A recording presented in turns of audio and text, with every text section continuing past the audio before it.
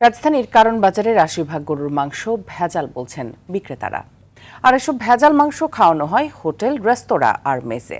বিক্রেতারা ক্যামেরার সামনে স্বীকার না করলেও গোপন ক্যামেরায় মিলল স্বীকারোক্তি। এছাড়া গরুর মাংসে পানি ঢুকিয়ে বিক্রি আর পরীক্ষা নিরীক্ষা ছাড়াই অসুস্থ পশুর মাংসে সয়লাভ রাজধানীর অন্যান্য বাজারও। মাংসের ভেজাল ও অনিয়ম নিয়ে বিপুল দেব রায়ের 2 পর্বের ধারাবাহিকের আজ দেখুন শেষ পর্ব। ক্যামেরায় ছিলেন হাসান নূর ও ফজলুর রহমান। রাজধানীর কাউরান বাজার নগরবাসীর জন্য ঐতিহ্যবাহী এই বাজারে পসরা বসে সকল পণ্যের, আর চলে নানা অনিয়ম, দুর্নীতি ও প্রতারণা। ভোরের আলো ফোটার সাথে সাথে স্বাস্থ্যবিধি না মেনে শুরু হয় পশু জবাই। এই বাজারে পাওয়া যায় পচা, বাসি, পানি ঢুকানো ও রক্তের সাথে রং মেশানো মাংস।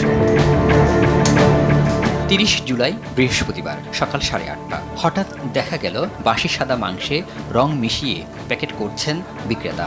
রং মিশানোর কারণ জিজ্ঞেস করতেই ক্লিয়ার কাট কথা, একবারটি চর্বি পাবেন, হয়তো একটু পানি লাগোস পাবেন, হয়তো বাজার যে ফ্রিজের পাবেন, কারণ বাজার এরকম হবে। হোটেলে দিতে হইলে ফ্রিজে থাকলে অনেক সময় কালার নষ্ট হয়ে যায়। মায়ের দোয়া নামে দোকানের মাংস বিক্রেতা জানালেন, কাউরান বাজারের ৮০ ভাগ মাংসই ভেজাল। এদিকে মোহাম্মদপুর টাউন হল বাজারে দেখা যায় ওজন বাড়াতে কিছুক্ষণ পর পর মাংসের টুকরো পানিতে ভিজিয়ে নিচ্ছে। তবে তাদের ওখানে ভেজাল মাংস পাওয়া যায় না দাবি করে ভেজাল মাংসেরই একটি ঠিকানা দিলেন বিক্রেতা। কেমিক্যাল দেয় না, ওরা পানি দেয়, এটা আমরা জানি কিন্তু দেখি নাই। ক্রেতারা বলছেন, অনিয়ম, দুর্নীতি চরম পর্যায়ে পৌঁছে গেছে, যা এখন খাবারের মাধ্যমে শরীরে প্রবেশ করছে। গোস্ত নিয়ে এসে ওটাতে রং মেশানো হচ্ছে, খুবই ভয়ঙ্কর ব্যাপার। নাগরিক হিসেবে আমাদের জন্য এটা একটা থ্রেট, এটা আমরা প্রতারিত হচ্ছি প্রতিনিয়ত। বিশেষজ্ঞ চিকিৎসক বলছেন, ভেজাল মাংসে শরীরে বাসা বাঁধছে মরণ ব্যাধি রোগ। কার্যকর পদক্ষেপ না থাকায় ভেজাল মাংসে বাজার সয়লাভ বলে জানান ভোক্তা অধিকারের সাবেক এই মহাপরিচালক। সমন্বয়হীনতা রয়েছে আমাদের সিটি কর্পোরেশনের সাথে, আমাদের হয়তো প্রাণী সম্পদের সমন্বয় নেই, প্রাণী সম্পদের সাথে বাণিজ্য মন্ত্রণালয়ের সমন্বয় নেই। এই সমন্বয়হীনতার কারণেও কিন্তু এই ব্যবসায়ীরা এইগুলো পার পেয়ে যাচ্ছে।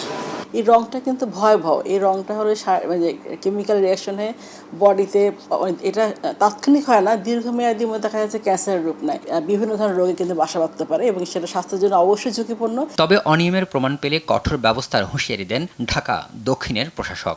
আমার কাছে যদি কোনো এরকম কমপ্লেন আসে তাহলে এটা আমি সিরিয়াসলি দেখবো, সিরিয়াসলি অ্যাকশন নেব।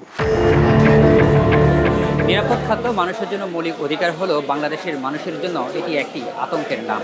কারণ ভেজাল খাদ্য গ্রহণের মধ্য দিয়ে বাংলাদেশে প্রতি বছর 15 লাখেরও অধিক শিশু বিকলাঙ্গ ও প্রতিবন্ধী হচ্ছে। তাই এটি দমনে যদি কার্যকর পদক্ষেপ গ্রহণ করা না হয়, তাহলে অতি দ্রুত বাংলাদেশ একটি বিকলাঙ্গ জাতি হিসেবে গড়ে উঠবে বলে মনে করছেন সংশ্লিষ্টরা।